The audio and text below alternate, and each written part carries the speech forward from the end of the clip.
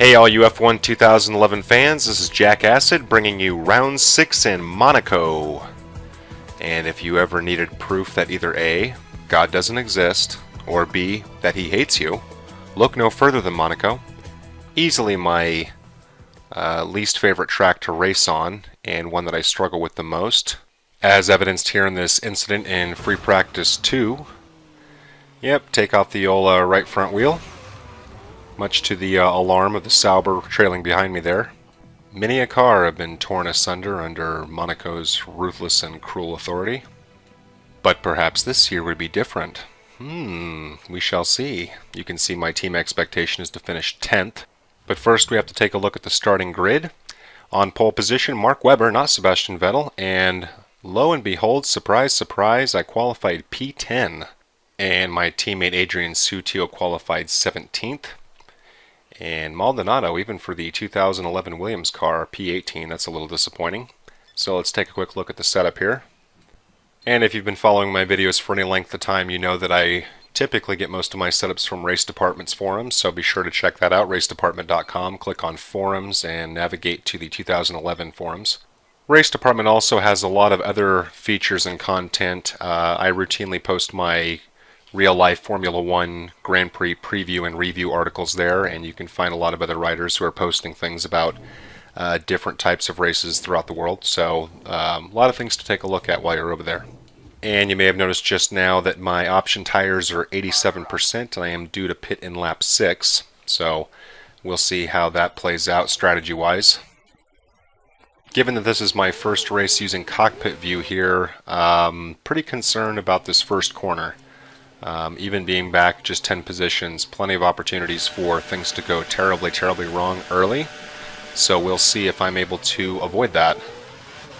I've finished my last two races in 13th and 11th, so I'm very desperate to get into the points. Pretty good start there, able to get around Rosberg, and it looks like Felipe Massa and slip up into P5.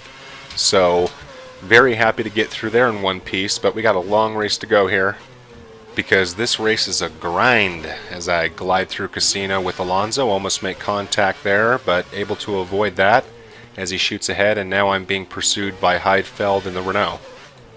Down into the hairpin, which I finally feel comfortable with after many, many years of racing. Going to take a look at Alonso on the inside here. No, oh, Alonso makes contact with the wall, able to slip in front of him, and no contact there, clean overtake up to P4. Now chasing the German, Vettel through the tunnel here, see if I can catch up with him down into the chicane that I absolutely hate with a passion. And no, not able to get in front of Vettel, and Alonso right up behind me. Let's see if I can maintain pace with Vettel down into the start-finish straight. Very quick corners through here, of course, which I'm usually okay with, but sometimes I'll take out that cone, for example. And this corner in particular is another one that's taken me a long time to master for whatever reason. So you're never really out of the woods on Monaco. Until you get to here, it's like, okay, you've survived the lap. Everything before now is basically a crapshoot. So there we have lap 1, and very, very happy with the P4 start. And surprisingly, skipping all the way ahead here to lap 5, I'm still maintaining that lead, but Alonso in hot pursuit. And you can't actually see it here, but there's contact right there. I think I actually took off Alonso's front wing, or he took off his own wing, I should say. I basically was holding my line there, and Heidfeld was able to get ahead of him. Let's see if I can fend him off. He thought about the inside on the hairpin, but ended up deciding against it. And we'll see if I can pull away here at all through the tunnel. And yes, able to get a slight gap and maintain position. Basically, at this point, I can't believe how well things are going, which, of course, leads to lap 7. So here we are at the end of lap 6, coming into pit, and I turn my fuel mix down to lean just to conserve every little last drop of fuel. Looks like pit lane will be very busy here.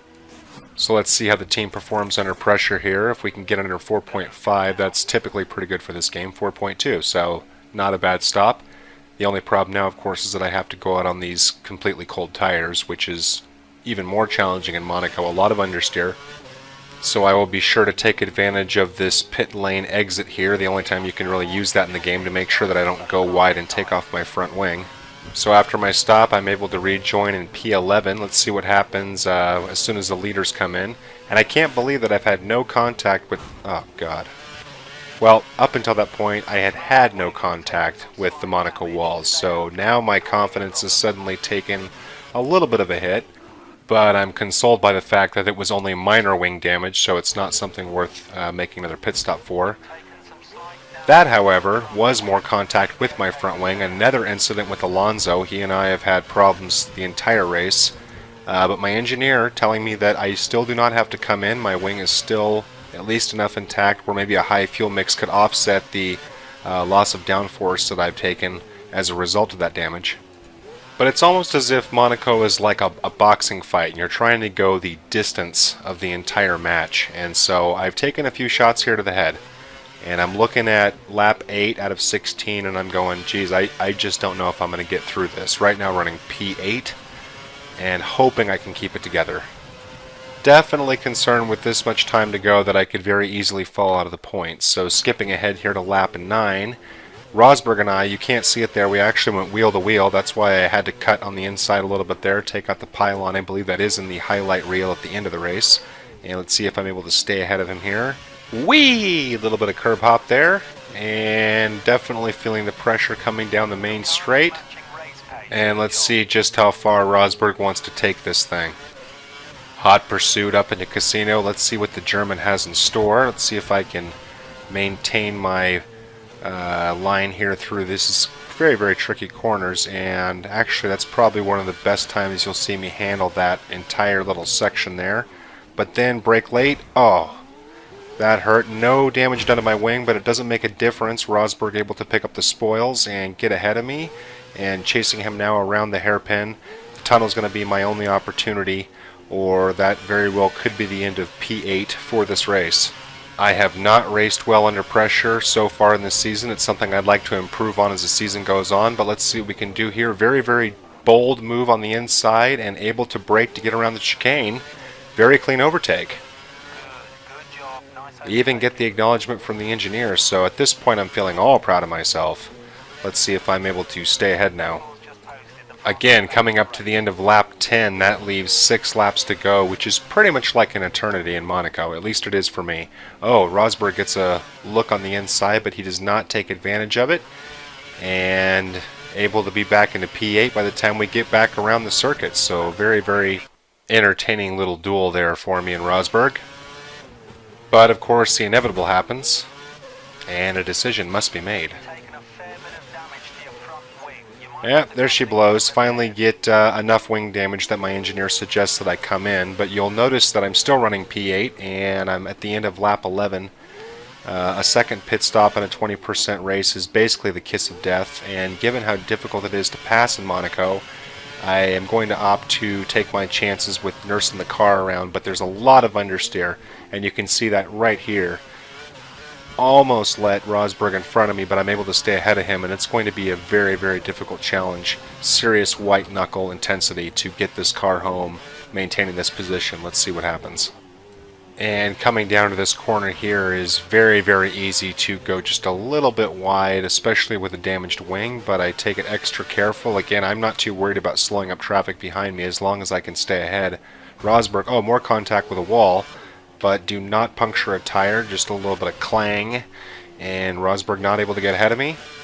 And wait a second, where is Rosberg? Holy cow.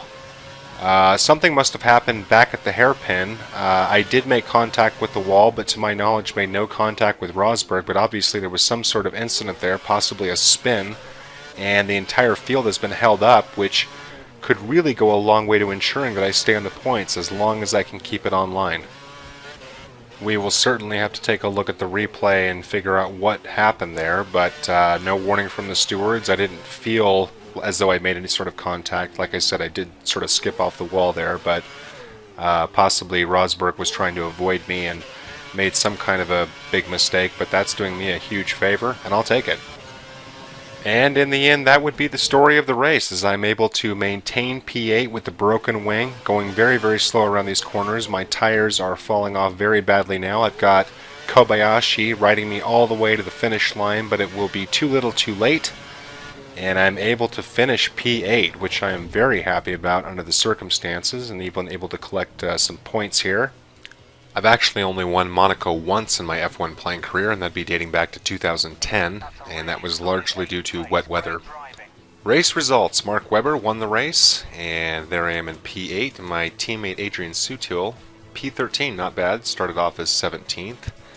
And as you can see, a number of DNFs, as you would expect here in Monte Carlo. So as usual, going to be leaving you here with some race highlights. I want to thank you guys again for watching. If you're interested, please check out the rest of my gameplay videos on this channel, most of which include Forza 4, the Dirt Series Grid, things of that nature. As well as my website, apexhead.com, which has a lot of gameplay videos, as well as articles and commentary on the true 2012 Formula 1 season. And as for the next episode, it will be our first race in North America for the season, the Canadian Grand Prix in Montreal, which is a circuit that I typically do well at and enjoy, so hopefully I'll be able to start inching closer and closer to my first season victory, but I shall not count my chickens before they hatch. We'll have to wait and see how it goes. So thanks again, everybody, and I'll see you next time.